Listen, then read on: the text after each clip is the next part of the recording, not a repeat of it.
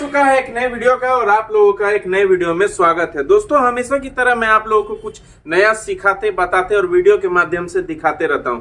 आज का भी टॉपिक जो है बहुत इंपॉर्टेंट चीज है दोस्तों, सभी को यह चीज पता होनी चाहिए। दोस्तों आजकल के डिजिटल जमाने में लोगों का जो लेन देन का तरीका है, यानी दोस्तों मनी सेंड करने का और मनी रिसीव करने का तरीका भी दोस्तों डिजिटल जमाने की तरह डिजिटल हो गया है। दोस्तों आजकल के जमाने में लोग जो है दोस्तों हार्ड कैश की जगह डिजिटल तरह से पैसे की लेन देन करना पसंद करते हैं। दोस्तों इसके लिए यूपीआई यानी कि यूनिफाइड पेमेंट इंटरफेस का इस्तेमाल लोग काफी ज्यादा कर रहे हैं। जब से यूपीआई लॉन्च हुआ है दोस्तों, तब से कहिए कि एक बदलाव आ गया है पूरे इंडिया में। दोस्तों बड़े बड़े शहर छोड़ दीजिए, बड़े बड़े होटलों छोड़ दीजिए, बड़े बड़े दोस्तों मार्केट के दुकान छोड़ दीजिए, गांव गांव में भी दोस्तों यूपीआई पेमेंट लिया जा रहा है। यूपीआई के जरिए पैसे भेजे जा रहे हैं। यहां तक कि दोस्तों पान वाला हो, पानी पूरी वाला हो, सभी कोई छोटे से छोटे स्टॉल वाले, बड़े से बड़े दुकानदार यूपीआई के माध्यम से पैसे की लेन देन कर रहे हैं। दोस्तों देखा जाए तो इससे कई सारे फायदे हैं, काफी समय की बचत होती है। दोस्तों जहां पर पैसे निकालने के लिए आपको लंबी कतार, लंबी लाइन, एटीएम की लाइन, बैंक की लाइन, कैश विड्रॉ की लाइन, इस तरह की लाइनों में आपको लगना पड़ता था, लेकिन दोस्तों अब जो है यूपीआई के चलते आपका काम चुटकियों में हो जाता है। दोस्तों यूपीआई के जरिए जो पैसे भेजे जाते हैं वह क्यूआर कोड के जरिए, यानी कि क्यूआर कोड होता है, उसे हम लोग स्कैन करते हैं, या दोस्तों यूपीआई पेमेंट आईडी यानी कि यूपीआई आईडी जिसे बोलते हैं, उसके जरिए अगर आपको कोई यूपीआई आईडी देता है तो आप उसे मनी सेंड करते हैं। और दोस्तों पैसे पाने के लिए भी आपको किसी अगले को यूपीआई आईडी देना पड़ता है। लेकिन गलती तब हो जाती है दोस्तों, गलती तब हो जाती है और प्रॉब्लम में, मुसीबत में तब लोग फंस जाते हैं जब गलती से यूपीआई आईडी में कुछ लेटर छूट जाता है, कोई मोबाइल नंबर चेंज हो जाता है। दोस्तों हड़बड़ी में किया गया यूपीआई पेमेंट गलत लोगों को पहुंच जाता है और आपको मुसीबत का सामना करना पड़ता है। दोस्तों अगर आपने भी यूपीआई में गलत ट्रांजैक्शन कर दिया है, या दोस्तों गलती से किसी अन्य आदमी को आपने पैसा भेज दिया है जिन्हें नहीं भेजना था, तो घबराने की जरूरत नहीं है। आज की इस वीडियो में मैं आप लोग को बताऊंगा, अगर आपने यूपीआई के जरिए अगर आपने गलत ट्रांजैक्शन कर दिया है, यानी कि दोस्तों किसी और को पैसा भेज दिया है, तो वह पैसे पाने का क्या तरीका है, उस पैसे को आप वापस किस तरह से मंगवा सकते हैं, आज की इस वीडियो में आप लोग को बारीकी से बताऊंगा, स्टेप्स बताऊंगा, आरबीआई की गाइडलाइन क्या कहती है, वह भी चीज आप लोग को मैं बारीकी से यानी कि फुल डिटेल से बताऊंगा। नमस्कार दोस्तों, मैं हूं सनी कुमार और आप देख रहे हैं ज्ञान विद सनी चैनल को। चलिए दोस्तों मैं आप लोग को स्क्रीन में ले जाता हूं और आप लोग को बताता हूं कि आप लोग को क्या करना है अगर आपने यूपीआई पेमेंट गलती से किसी और को कर दिया है।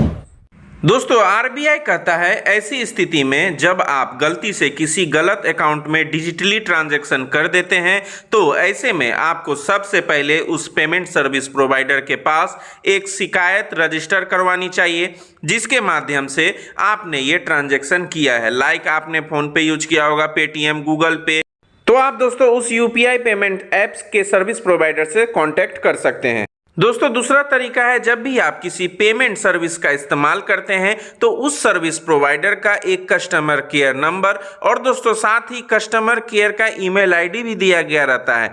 आप इसके लिए उसकी कस्टमर सर्विस की मदद ले सकते हैं।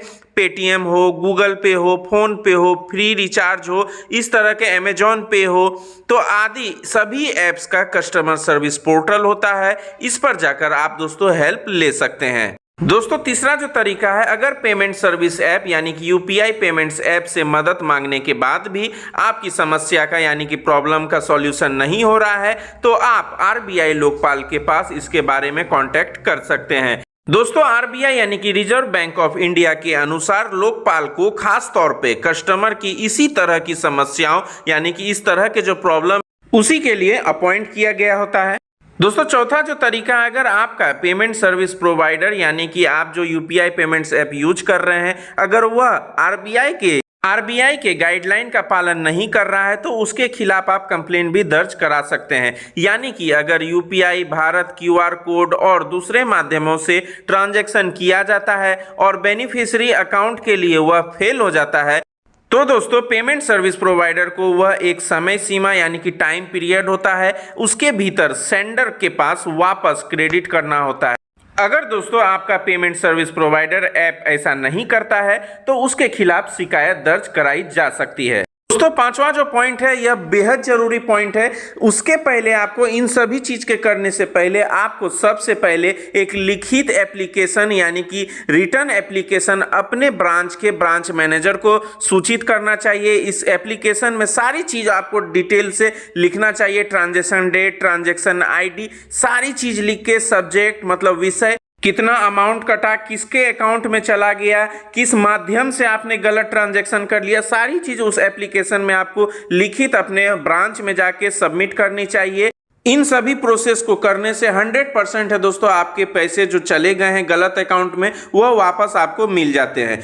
दोस्तों मुझे इंस्टाग्राम पे जरूर फॉलो कीजिए, डीएम कीजिए, कोई भी सवाल है, कोई भी क्वेरी है, आप कुछ जानना चाहते हैं तो इंस्टाग्राम पे मुझे फॉलो करके आप मैसेज यानी कि डीएम कर सकते हैं। दोस्तों उम्मीद करता हूं वीडियो अच्छी लगी, जानकारी अच्छी लगी, हेल्पफुल रही वीडियो, लगे हाँ तो लाइक दबा दीजिएगा। इस वीडियो को अधिक से अधिक शेयर कीजिए क्योंकि दोस्तों यह बहुत ही इंपॉर्टेंट वीडियो है, बहुत लोगों को यह जानकारी होनी चाहिए। पहली बार आए हैं चैनल पे, लगे हैं तो सब्सक्राइब जरूर कीजिएगा, नोटिफिकेशन बेल आइकन में ऑल प्रेस करना ना भूले। जैसे ही मैं नया वीडियो पब्लिक करूंगा उसकी नोटिफिकेशन आपको मिलती है और वीडियो आप सबसे पहले देख पाएंगे। चलिए दोस्तों आज की वीडियो में बस इतना ही, अगले वीडियो तक कीप ज्ञान एंड स्टे सेफ। जय हिंद, जय भारत, वंदे मातरम।